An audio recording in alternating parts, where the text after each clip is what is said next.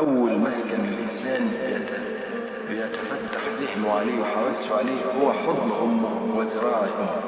وهو مش بس مسكن، لكن ده مدرسة.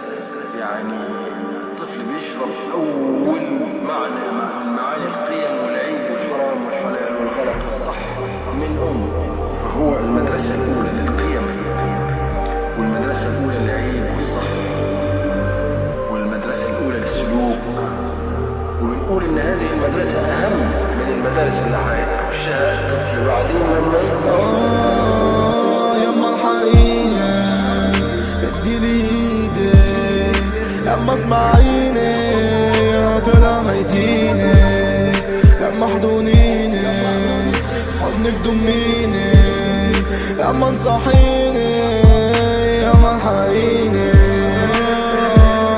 كنت راضي بالنصيب، كنت راضي بالمكتوب، يا شيخ حنا يرضي مين؟ انا بجد عايز اموت، يما في دماغي مصاريف، زمن عمري ماسك فيه، اما مهما دماغي تغيب ربي معايا ما يسيبنيش. انا بتقطع، لا مش قادر، جوايا كلام من جوا خايف، فين المستقبل انا مش شايف، انا في الغريب مش لاقي. بدماغي انا في حيرة في وسط ناس غريبة، بنت عيون كانت جميلة قربت لي وقعت انا فيها، وشفت ناس غدارين، انا اصحابي كانوا تعبين، كنت بعمل لهم انا الخير فيعملوا لي المكيدة.